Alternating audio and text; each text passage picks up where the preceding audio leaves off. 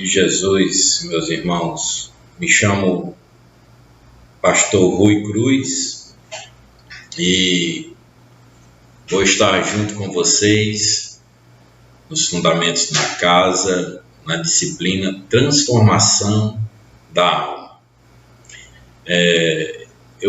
Eu acredito que se você está buscando conhecer mais de Deus, conhecer mais de você, é porque você está nesse curso e especificamente essa disciplina de transformação da alma é uma disciplina que vai ajudar muito você nesse desenvolvimento desenvolvimento da sua vida espiritual. Eu costumo falar que vocês são afortunados, né? Porque quando eu me converti, em final de 99, 1999, e eu tive muitas lutas internas, porque não conhecia as disciplinas do Espírito. Eu não sabia, por exemplo, que eu era constituído de corpo, alma e espírito, né? Essas coisas estão na Bíblia, mas não me foi ensinado especificamente. Então, o nome dessa disciplina é Transformação da Alma, e você vai ser muito abençoado, porque se eu soubesse disso assim que eu me converti, eu não teria batido muita cabeça contra a parede, né? Eu tinha dado muitas cabeçadas, mas glória a Deus, porque eu fiquei sabendo isso tempos depois, anos depois, e você que está agora andando conosco, se converteu por esses dias, esses meses ou até esse ano, você tem uma tremenda oportunidade de ser abençoado com isso, porque não vai cometer alguns erros que nós cometemos por não saber de algumas coisas. Amém? Então, no processo desse seu crescimento, a transformação da sua alma é algo que é indispensável, né? E aí nós nesse estudo você vai entender por que disso, né? Então, nós vamos ter 3 aulas, e na sua apostila você vai ter, por exemplo, na nossa primeira aula, que é hoje, nós vamos ter 2 aulas da sua apostila numa única aula. Então são 6 aulas, mas nós vamos 6 aulas que são divididas na sua apostila, mas nós vamos ministrar em cada aula 2 da sua apostila. Então nessa primeira aula é a transformação da alma e especificamente a salvação completa, né? Então, antes que a gente fale da salvação completa ou da transformação da alma, é importante a gente relembrar que eu e você somos constituídos, como já falei, de 3 partes: espírito, alma e corpo. Então, pensa num abacate. O abacate ele tem aquela capa, né, a casca dele que é grossa, e dependendo da espécie do abacate, tem umas mais grossas, mais finas. Então, aquela capa grossa, e depois você tem a polpa, e lá dentro você tem, digamos, que a gente chama de caroço, né, que ali é a semente. Então, o espírito é essa parte mais de fora, a polpa é a alma. Aliás, o espírito é essa parte de dentro, a polpa é a alma, e o nosso corpo é essa parte mais de fora, né? Então, o espírito nosso é a coisa mais interna da gente, a alma já é ali mais externa, e o corpo é a parte mais externa, aliás, é a parte externa do seu corpo, do seu ser, digamos assim. Então, nós somos constituídos de corpo, alma e espírito. Em 1 Tessalonicenses 5, fala claramente, né, mostra claramente que o homem é constituído de 3 partes, né? O vosso espírito, alma e corpo. A diferença vital entre o homem e o animal é que o homem tem um espírito. Então, você pega, por exemplo, um cachorrinho, né, que você tem, ou um animal de estimação, você vai ver que ele tem algumas oscilações entre estar alegre, né, ou contente e triste. Por exemplo, nós mesmos lá em casa, nós temos um cachorrinho, e tem dia que ele está quieto no canto, né, como se estivesse assim pensativo, mas tem dia que quando a gente entra ele pula, né? Então ele tem, podemos dizer assim, emoções, e isso quer dizer que é uma coisa de uma alma. No entanto, ele não tem um espírito. Por quê? Porque nós temos um espírito, e onde Deus se comunica conosco. Você deve ter visto isso em outras aulas. Mas o homem é o único que tem corpo, a alma como um animal e espírito. Amém? A alma é o órgão onde o pensamento é registrado, digamos assim, as emoções e as vontades. Então, para que você entenda um pouco, né, sobre essa questão de emoção, de vontade, que é coisa da alma, que é, digamos assim, registrado na sua alma, está lá na sua alma. Por exemplo, você já sentiu vontade de comer uma determinada comida, né? Você não só estava com fome, mas você estava com vontade de comer uma comida específica. Por exemplo, se você está com vontade de comer uma pizza, né, de marguerita, né, com aquele tomate, manjericão, aquele queijo mussarela derretendo, que quando você puxa a pizza assim, chega e estica. Eu gosto muito de pizza de marguerita. E então você fica com a vontade de comer uma pizza, mas todas as outras pessoas que querem sair querem comer churrasco. Aí vocês vão para a picanharia, e lá você come uma picanha muito macia, gostosa, com os acompanhamentos, mas seu pensamento fica na pizza.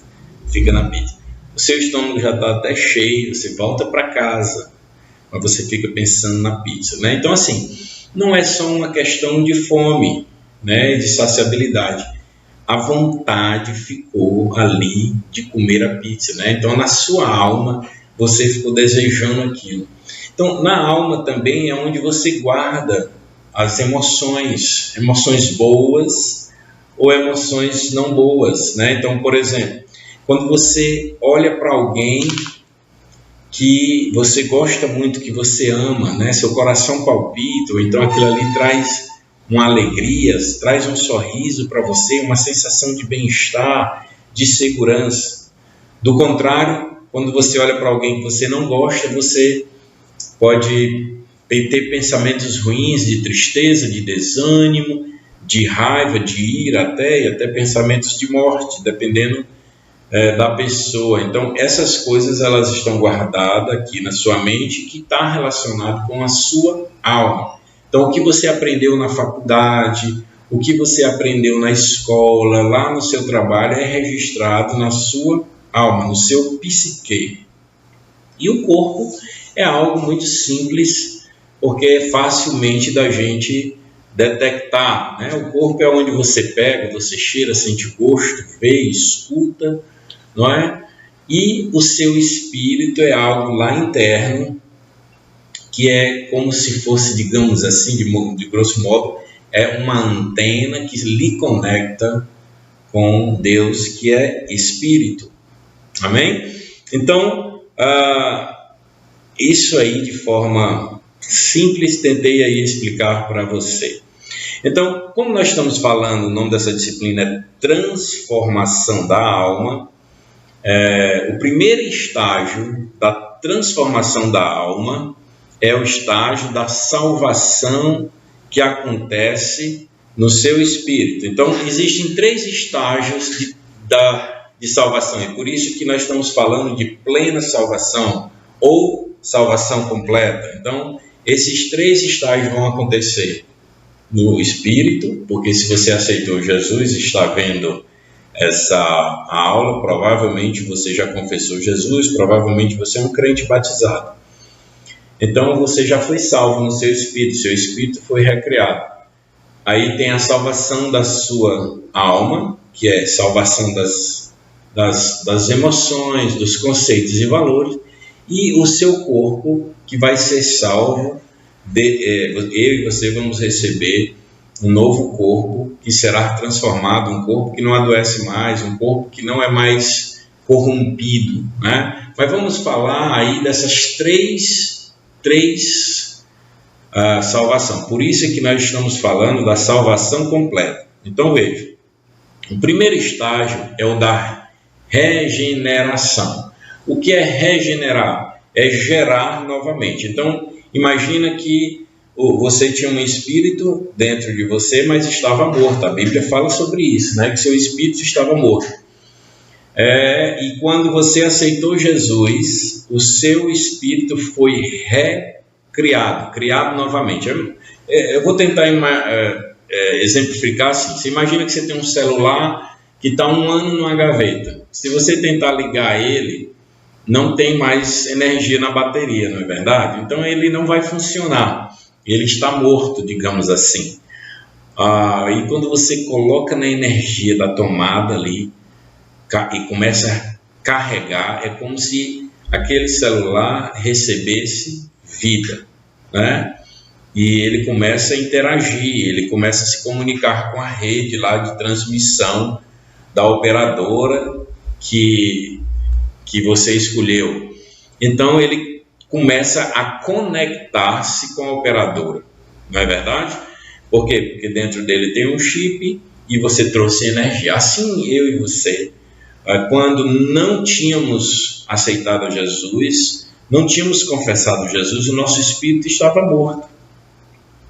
Mas quando você e eu aceitamos Jesus, nosso espírito foi recriado e houve agora uma nova vida dentro de você. E houve uma conexão sua com o Espírito de Deus.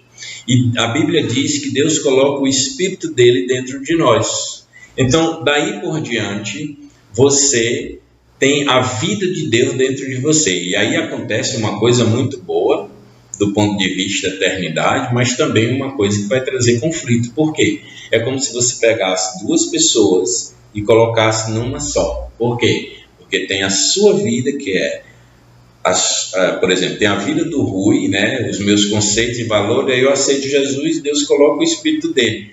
Agora a vida dele está em mim. E aí você tem 2 comandos agora, né? E é como se você estivesse dirigindo um carro e Jesus estivesse do lado direito aqui do banco e ele estivesse dizendo: olha, coloque na velocidade aí, vamos andar a 60 por hora, 70 por hora. E você diz: não, eu quero andar a 100. Ou então, não, eu vou andar a 40 porque eu estou com medo. E Jesus diz assim: entre para a direita. E você: não, eu conheço esse caminho, é melhor eu seguir direto. Ou seja, você tem uma vida de Deus dentro de você, dando comandos para você, mas você muitas vezes não quer. A transformação da alma é fazer com que esse seu eu se dobre aos comandos de Deus. Quando eu e você dizemos sim para o Espírito Santo, nós temos a nossa alma transformada. Amém? Agora, olha que eu quero deixar registrado aqui. Não está aí na sua apostila. Quando Deus requerer algo de você, entenda, é para o seu benefício, não é para o benefício de Deus. Veja, Deus, ele é dono de todas as coisas e ele em si já está satisfeito de tudo. Então ele não precisa de você, nem precisa de mim. No entanto, ele veio ao nosso encontro, veio ao nosso favor. E quando ele coloca a vida dele dentro de nós, é para que nós possamos melhorar a nossa vida, porque em João 10:10 diz que ele veio para que nós tivéssemos vida e vida plena. Então Deus quer nos dar uma vida plena, e essa vida passa pela transformação das nossas almas. E o que é, de forma prática? Transformar conceitos, né?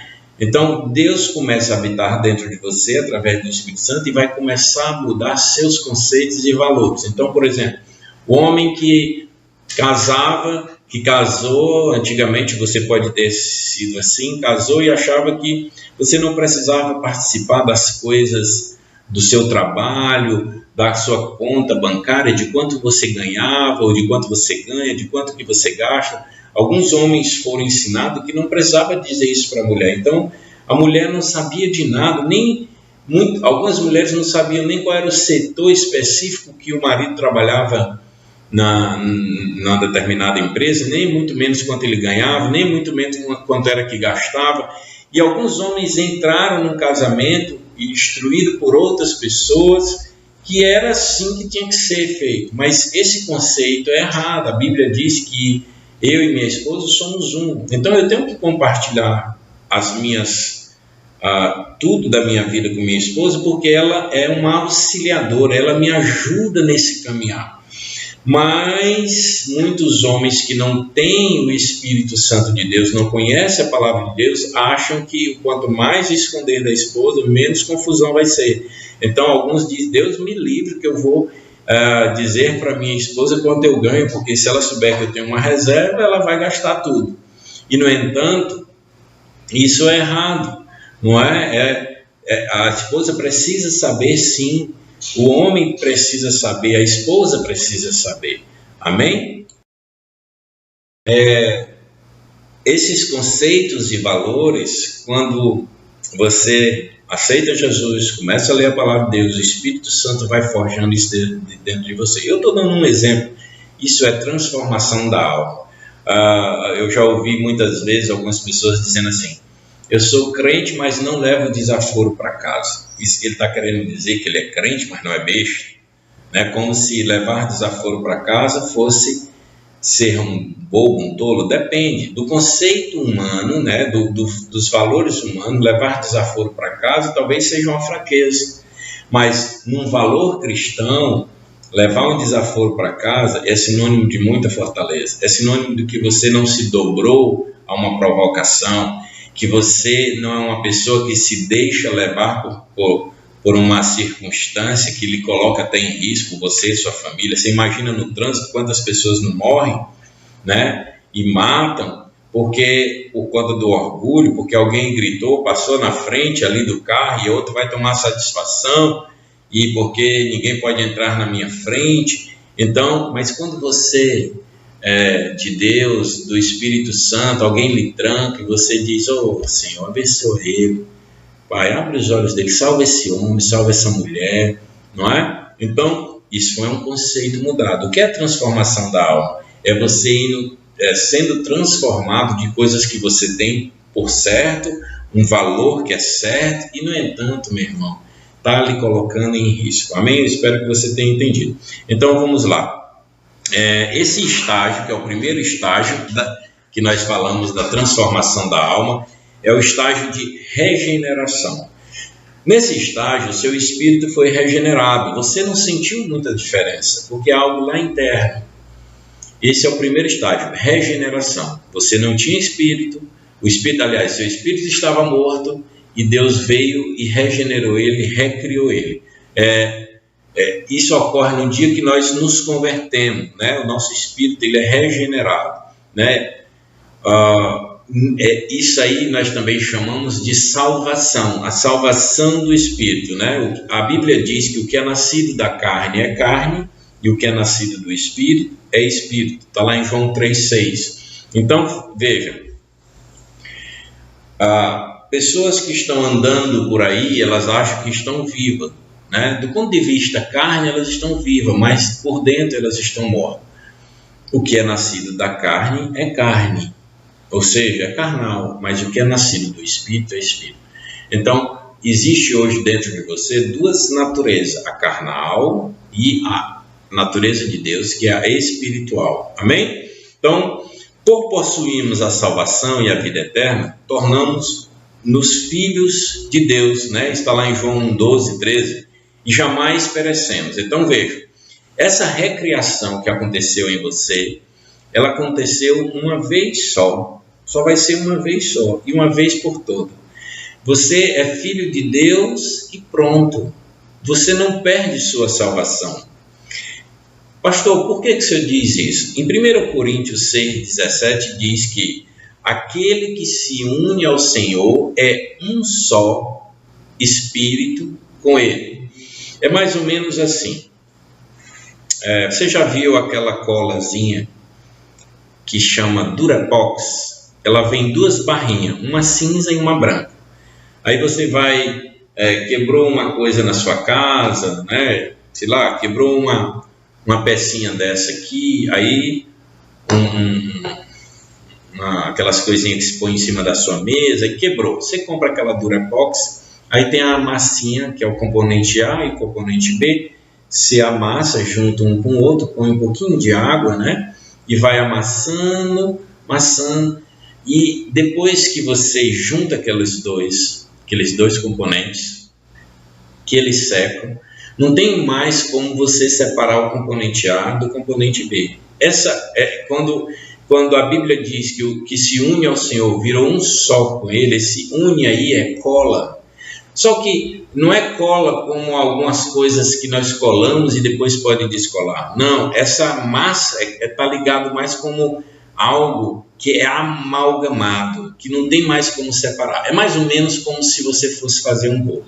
Então, vamos imaginar quais são os ingredientes básicos para você fazer um bolo. Você vai ter farinha de trigo, não é? Aí você vai ter ou leite ou água, pode ser com água, né? Não vai ficar tão gostoso, mas você pode usar. Aí você pega e bota uma porção de trigo, uma porção de leite. Você vai, se o bolo for doce, você vai usar o açúcar. Se for um bolo salgado, você vai usar mais sal. Mas normalmente mesmo em bolo doce põe uma pitadinha de sal, não é? Para não ficar tão enjoativo. E você vai ali colocar uma manteiga ou um óleo, né? Um azeite na massa, porque ele vai ficar assim mais, podemos dizer assim, mais fofo, mais suculento, né? Você vai untar ali a forma, você vai precisar de uma forma e você vai precisar de calor. Precisar de pôr todo esse ingrediente numa forma e você vai precisar de calor, né? De pôr no forno. Então, basicamente, você tem aí um material para um bolo. Aí, depois que esse bolo fica pronto, que você vai comer, aí você diz, eu acho que ficou muito salgado. Aí eu pergunto para você, tem como tirar o sal desse bolo? Ou se você achar que, rapaz, eu acho que eu coloquei muito leite, tem como você separar só o leite desse bolo que você já fez? Assim também é o que se une ao Senhor. Está unido eternamente.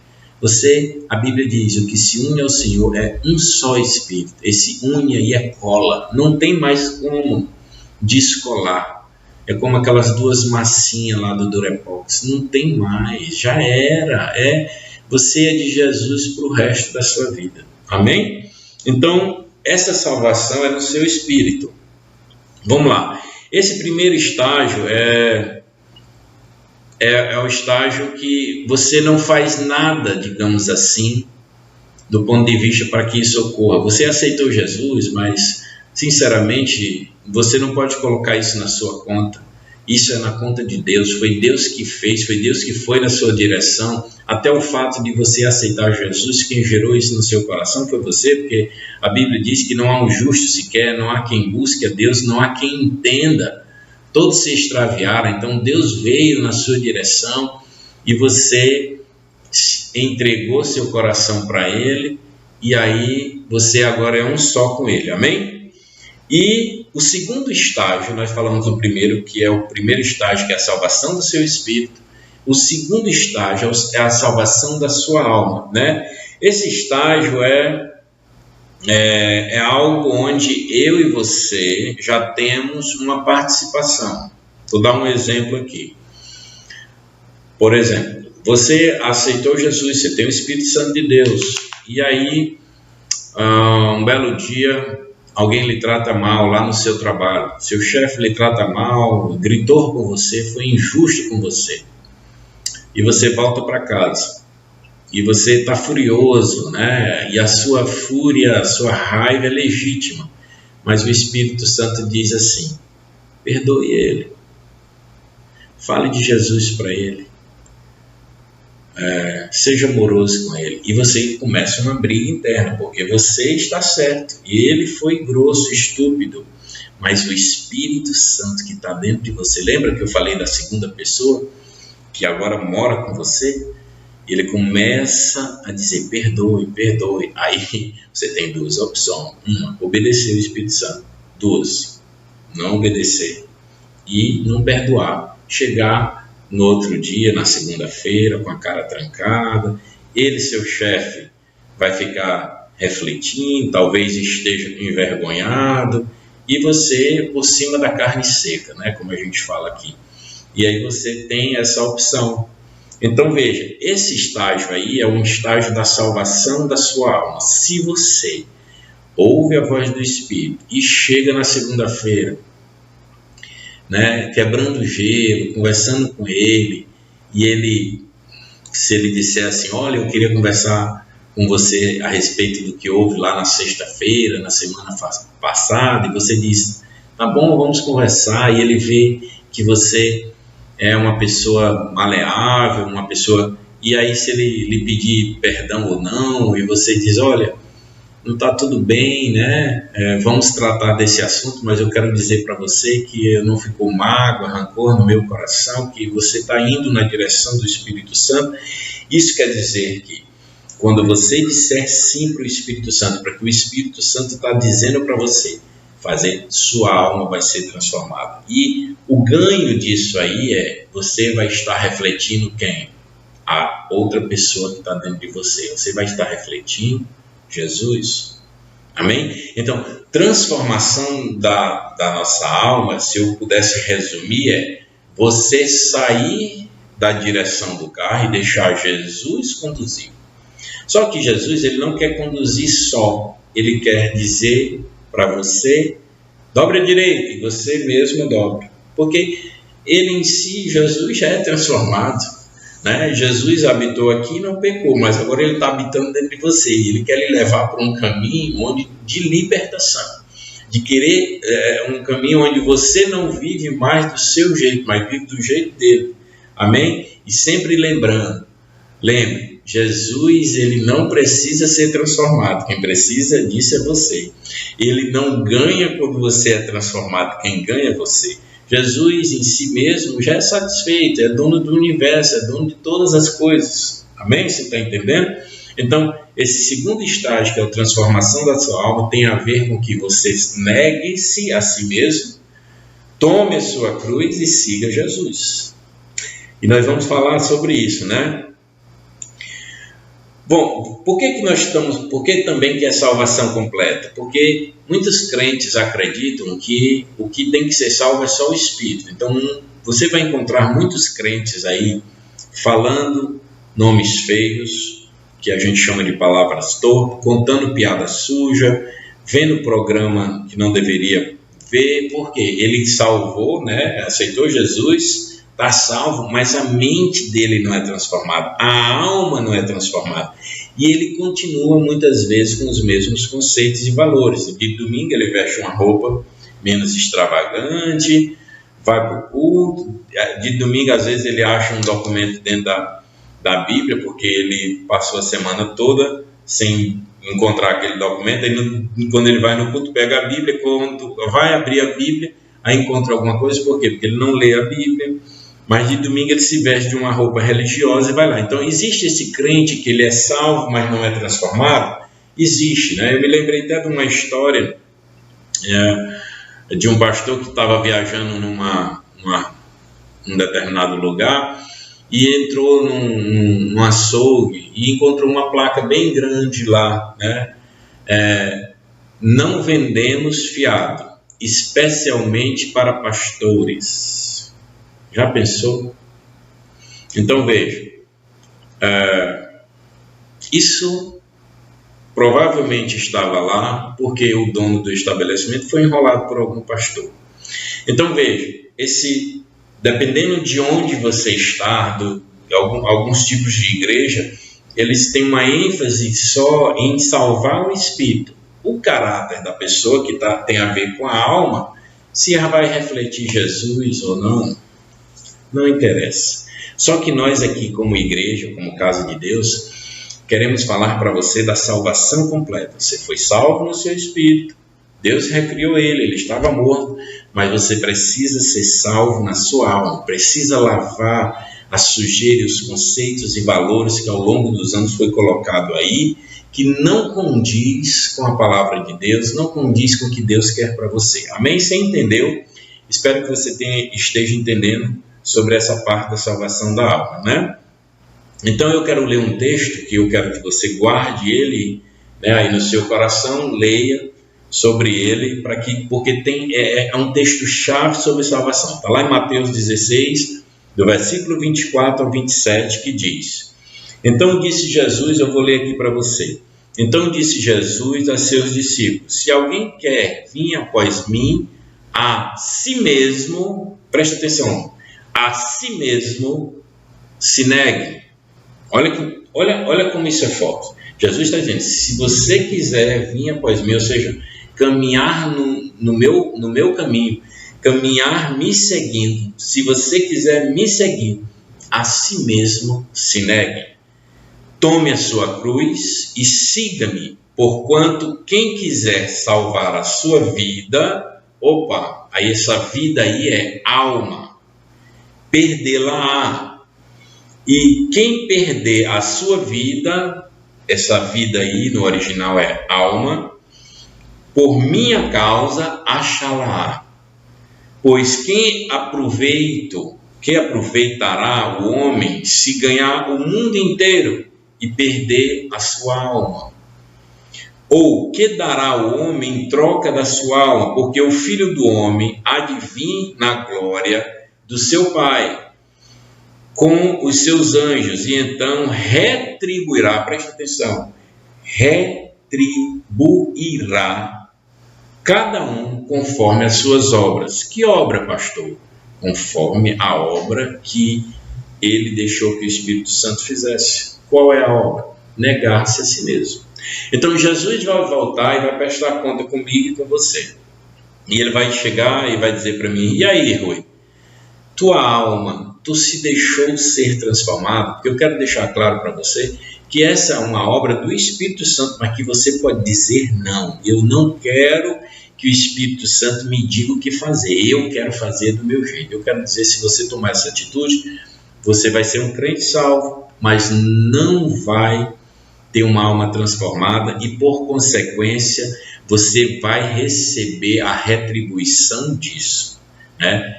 Deus, o Espírito Santo, né, que está querendo forjar uma nova pessoa para expressar para os de fora esse caráter de Jesus. Se você não deixar isso acontecer, eu quero dizer uma coisa para você: Jesus, né, vai prestar conta comigo e com você, porque o texto diz: porque o Filho do Homem há de vir na glória do seu Pai com os seus anjos, e então retribuirá a cada um conforme as suas obras. Que obras são? Obra de transformação aí da alma. Amém? Então, a expressão a si mesmo se negue, que nós lemos aí nesse texto, significa negar o seu próprio ego, né? Que é o que eu já falei, né? Então, o processo de transformação da sua alma consiste basicamente, grava isso, o processo de transformação da sua alma consiste basicamente em você negar o seu ego, né? Negar a si mesmo é o processo de transformação da sua alma, né? Em todo o que eu tenho falado aqui, se você gravar somente isso, você entendeu o que é transformação da sua alma. Transformação da sua alma é o negar-se a si mesmo. Lógico que aí é importante você entender. Você está negando-se a si mesmo em detrimento ao que o Espírito Santo está dizendo dentro de você. E lembrando que Deus ama você. E se Ele ama você, Ele não vai te pedir algo para lhe prejudicar. Ele vai lhe pedir algo para lhe abençoar. Então entenda, Deus em si mesmo, como já falei, Ele é satisfeito, Ele tem todas as coisas, Deus é resolvido, Deus é vencedor, mas Ele quer nos fazer resolvido, Ele quer nos fazer vencedor, Ele quer nos fazer Deus ir além, porque Ele veio para nos dar vida e vida transbordante, amém? Então vamos lá, falamos já sobre isso. Então, quando o Senhor voltar, Ele retribuirá a cada um conforme as suas obras, de acordo com estes dois critérios. Quais são os dois critérios que Ele vai retribuir? Primeiro, se o crente negou-se a si próprio. Esse é o primeiro critério, que quando Jesus voltar, Ele vai ver, né, se você negou-se a si mesmo. E o segundo, se perdeu a sua alma hoje por causa do Senhor. Ou seja, o seu eu, o seu ego, que é os seus conceitos e valores, se você abriu mão disso por causa do que ele diz. Amém? Então, negar-se a si mesmo e abrir mão dos seus conceitos e valores, que termina sendo a mesma coisa. Amém? O estágio da salvação da alma é o estágio da transformação. Essa palavra aí, que está lá em Romanos 12, 1 e 2, diz: e não vos conformeis com esse século, mas transformai-vos pela renovação do vosso entendimento, para experimentar qual seja a boa, perfeita e agradável vontade de Deus. Veja bem, olha, Deus quer lhe colocar num estágio de você experimentar a boa, perfeita e agradável vontade de Deus. Mas pela leitura desse texto nós entendemos que só quem consegue perceber essas coisas é quem tem uma alma transformada. Então, porque ele diz, ele diz, transformai-vos pela renovação de quê? Entendimento, alma.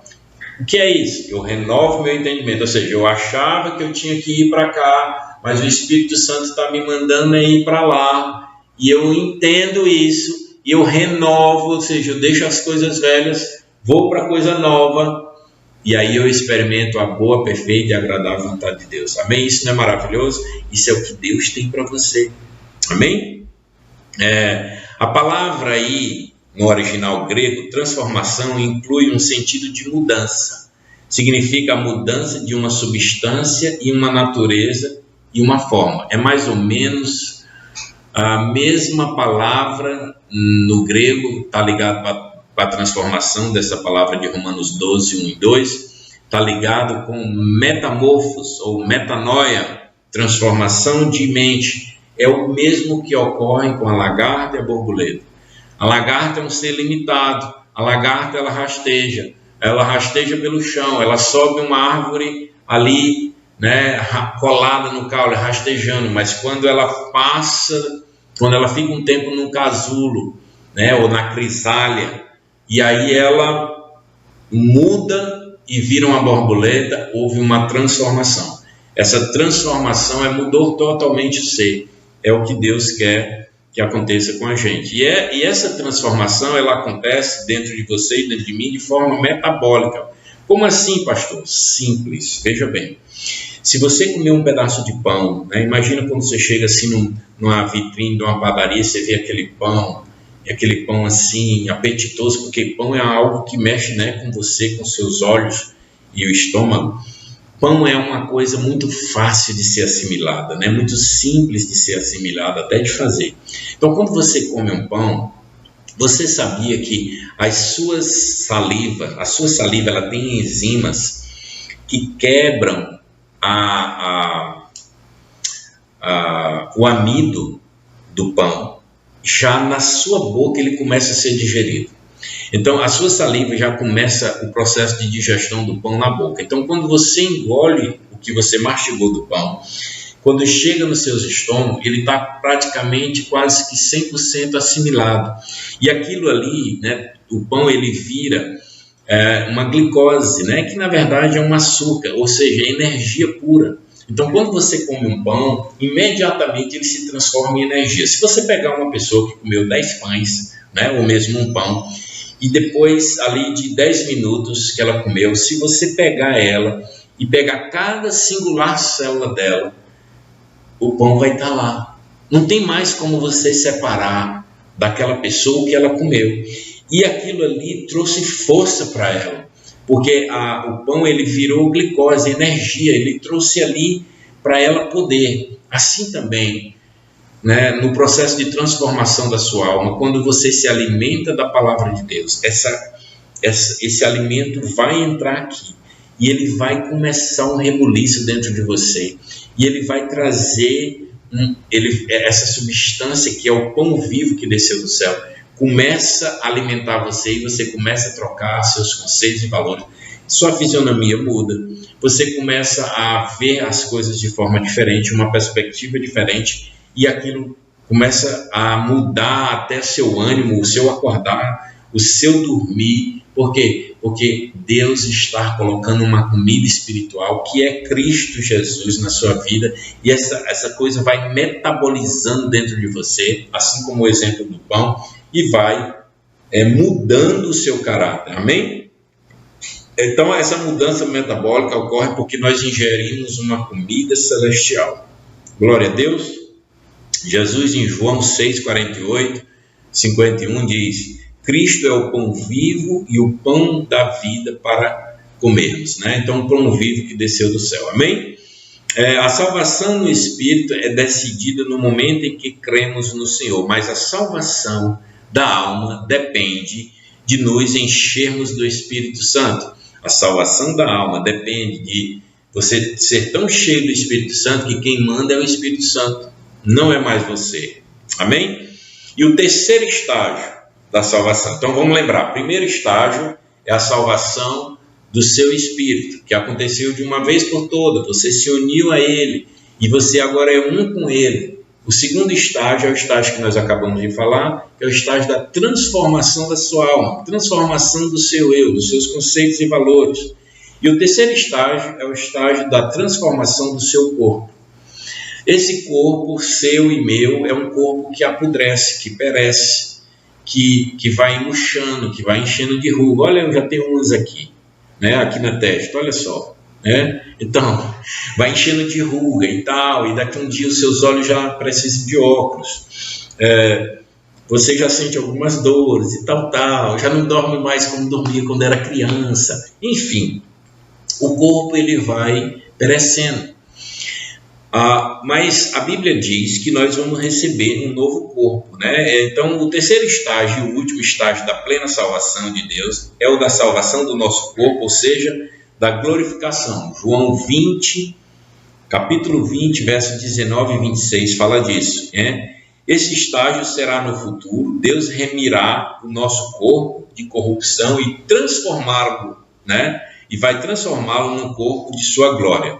Isso está lá em Romanos 8, quando Paulo fala que nós seremos transformados num abrir e fechar de olhos. Amém? Então, Deus nos vai dar um corpo igual ao de Jesus. Quando Jesus foi ressuscitado no terceiro dia, que os discípulos estavam reunidos num lugar com medo dos judeus, Jesus entra atravessando uma parede, porque a Bíblia diz que a porta estava trancada, e a Bíblia diz que Jesus entrou no meio deles, e Jesus diz: Pai seja convosco. E aquele corpo de Jesus não era um corpo mais limitado. Então, esse terceiro estágio é o estágio onde nós vamos receber um corpo igual ao de Jesus, um corpo que não está mais limitado, não morre mais, é o mesmo corpo que Jesus está hoje, que quando ele subiu aos céus, subiu com esse corpo, é o mesmo corpo que ele vai voltar para nos buscar, e é um corpo que está aqui hoje em Teresina e pode estar amanhã em Fortaleza ou imediatamente. Por exemplo, quando Jesus estava falando com os discípulos, e ele sumiu no meio deles e apareceu na Galiléia dos gentios, né? Então, um corpo que não tem mais limitação de ter que andar. Então, eu quero um corpo desse. Você quer? Eu também quero. E aí, para a gente resumir, então a salvação completa de Deus pode ser vista, então, dessa forma: no passado o nosso espírito foi regenerado, no presente a nossa alma está sendo transformada, e no futuro nosso corpo vai ser glorificado. Amém? Que Deus abençoe você, e espero que você tenha entendido e que te dê espírito de sabedoria e revelação no nome de Jesus. Amém.